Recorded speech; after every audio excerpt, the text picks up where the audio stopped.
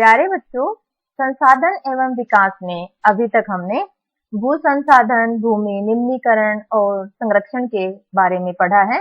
आज हम मृदा संसाधन के बारे में पढ़ेंगे। मृदा एक नवीकरण योग्य प्राकृतिक संसाधन है जो पौधों के विकास का माध्यम है और विभिन्न प्रकार के जीवों का जो पोषण है वो मृदा से मिलता है। मृदा भूमि की वह ऊपरी परत है जिसका निर्माण मूल रूप से चट्टानों के विखंडित होने यानी टूटने फूटने से, उनमें वनस्पति व जीवों के सड़ने गलने और जलवायु की क्रिया से निर्मित अम्लीय पदार्थों से लाखों वर्षों की प्रक्रिया के बाद होता है। इस परिभाषा को समझने के लिए हम मृदा को बनाने वाले कारकों का अध्ययन करेंगे। सबसे पहले उच्चावच, धरातल की ऊंचाई निचाई से बनने वाले प्रतिरूप। देखिए बच्चों, धरातल में कहीं पहाड़ हैं, पर्वत हैं, ऊंचे इलाके हैं या फिर नीचे मैदानी इलाके हैं, तो इसे ही उच्चावच कहते हैं। इसे विस्तार से समझते हैं।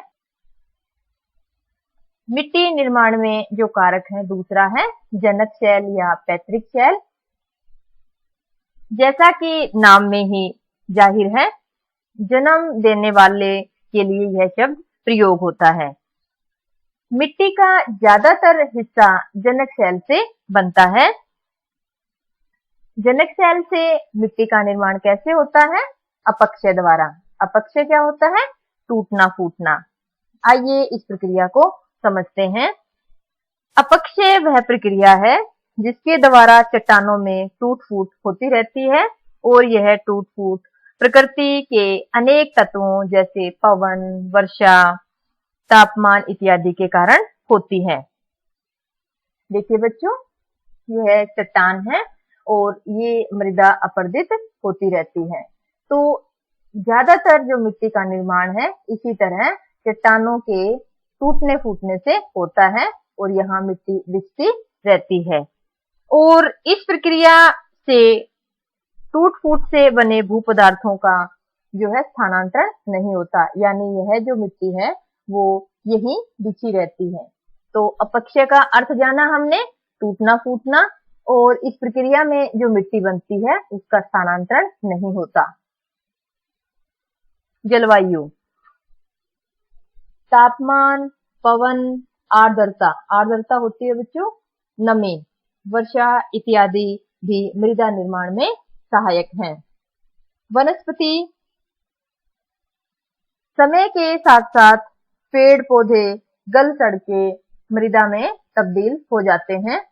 सूक्ष्म जीव, वनस्पतियों व जीवों के अवशेषों को सड़ा गलाकर खनिज एवं जैविक पदार्थ का निर्माण करते हैं और इसी के साथ सूक्ष्म जीव मिट्टी में ह्यूमस का निर्माण करते हैं। ह्यूमस मिट्टी की उर्वरता के लिए एक महत्वपूर्ण जैव पदार्थ है। तो मिट्टी के निर्माण में हमने पढ़ा कि सूक्ष्म जीव हैं और जो ह्यूमस है ये महत्वपूर्ण भूमिका अदा करते हैं। अपरदन, जल या वायु के साथ तेज बहाव के कारण मिट्टी की ऊपरी परत उखड़ जाती है और प्रवाहित होकर दूसरे स्थान पर चली जाती है। बच्चों, आपको ध्यान रखना है कि अपरदन में मिट्टी का स्थानांतरण होता है। मिट्टी एक स्थान से दूसरे स्थान पर बहकर चली जाती है, लेकिन अभी जो हम जनक शैल में अपक्षय पढ़ रहे थे वहां मिट्टी का स्थानांतरण नहीं होता। दोनों में डिफरेंस जो है, अंतर आपको याद रखना है। और समय, मिट्टी निर्माण की एक लंबी प्रक्रिया है। कुछ सेंटीमीटर गहरी मृदा बनने में लाखों वर्ष लग जाते हैं। मृदा परिच्छेदिका, मृदा की मुख्य रूप से 4 परतें हैं और यही मृदा परिच्छेदिका कहलाता है। सबसे निचली परत को आधारित सेल कहते हैं और यह अपक्षित नहीं हुई है, अर्थात टूटी फूटी नहीं है। आधारित सेल के टूटने से अध्यय सत्र यानी अपक्षित शैल पदार्थों का निर्माण होता है। इसमें काफी कंकड़ पत्थर होते हैं। इस सतह के टूटने से उपमृदा का निर्माण होता है और इसमें मुख्य रूप से बालू, गाद और चिकनी मिट्टी पाई जाती है। सबसे ऊपरी परत का निर्माण उपमृदा से होता है। इस परत में पौधों का विकास होता है। याद रखना है बच्चों कि सबसे ऊपरी जो परत है वह पौधों के विकास में सहायक है और पौधों की जड़ें प्राय पहली परत में ही फैली होती हैं। देखिए बच्चों, क्रस्ट यानी भूपर्पटी, ये चारों परतें जो हमने अभी 4 परतें पढ़ी हैं, जिसमें आधारित शैल है, अध्यय स्तर है, उपमृदा है और सबसे ऊपरी जो परत है मृदा की, वो सारी क्रस्ट यानी भूपर्पटी में पाई जाती हैं। भूपर्पटी का हिस्सा है ये चारों परतें। मृदाओं का वर्गीकरण।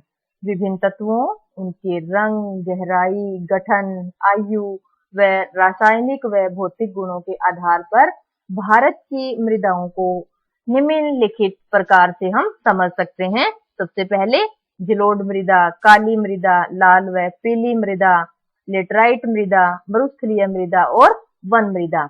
आज बच्चों हम जलोढ़ मृदा के बारे में पढ़ेंगे। तो जलोढ़ मृदा मुख्य रूप से उत्तरी मैदान और पूर्वी तटीय मैदान में पाई जाती है।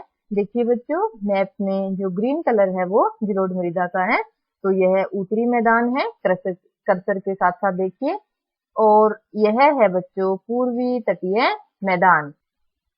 उत्तरी मैदान का निर्माण देखते हैं। हिमालय की 3 नदी तंत्रों सिंधु, गंगा और ब्रह्मपुत्र नदी तंत्रों से यह बना है। देखिए बच्चों, यह सिंधु का मैदान है, यह है गंगा का और यह है ब्रह्मपुत्र का मैदान।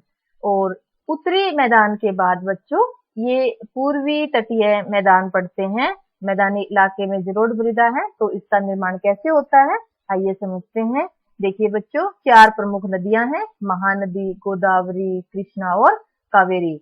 ये नदियां बंगाल की खाड़ी में गिरने से पहले डेल्टा बनाती हैं। ये देखिए बच्चों, आपको मैप पे डेल्टा देखना आना चाहिए, यह डेल्टा है।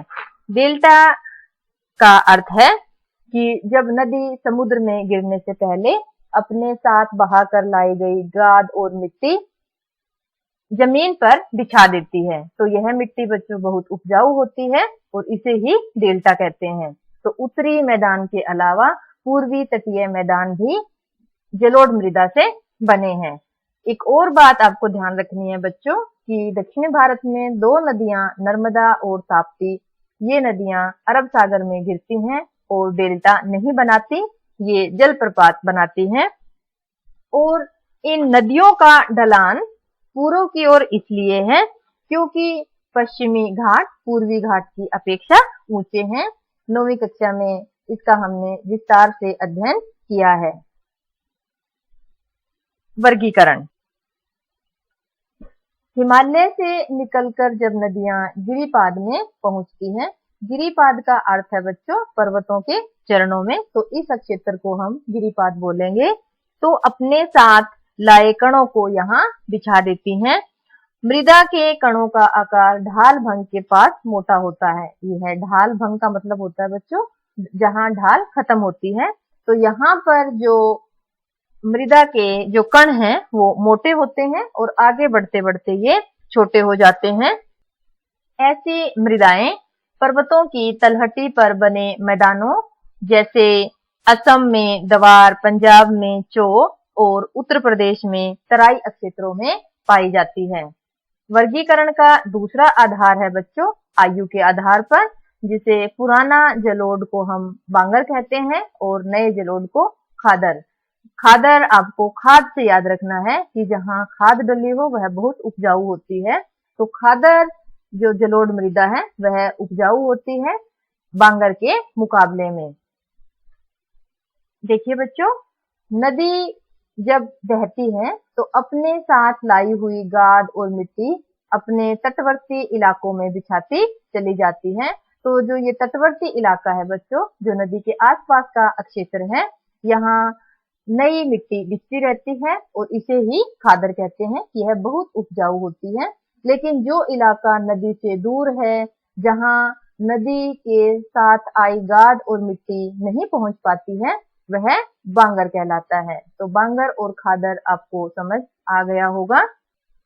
देखिए बच्चों, जलोढ़ मृदा में मुख्य रूप से घास व चूना इत्यादि महत्वपूर्ण खनिज पाए जाते हैं और जलोढ़ मृदा गन्ना, चावल, गेहूं व अन्य अनाजों व दलहन के लिए काफी उपयुक्त है। आज हमने जलोढ़ मृदा के बारे में पढ़ा, उसका वर्गीकरण पढ़ा। आगे हम काली मृदा, लाल एवं पीली मृदा, पर्वतीय मृदा, मृस्थलीय मृदा एवं वन मृदा के बारे में पढ़ेंगे। आशा है आपको मृदा निर्माण और जलोढ़ मृदा अच्छे से समझ आ गए होंगे। खूब पढ़िए, खूब मेहनत कीजिए। धन्यवाद।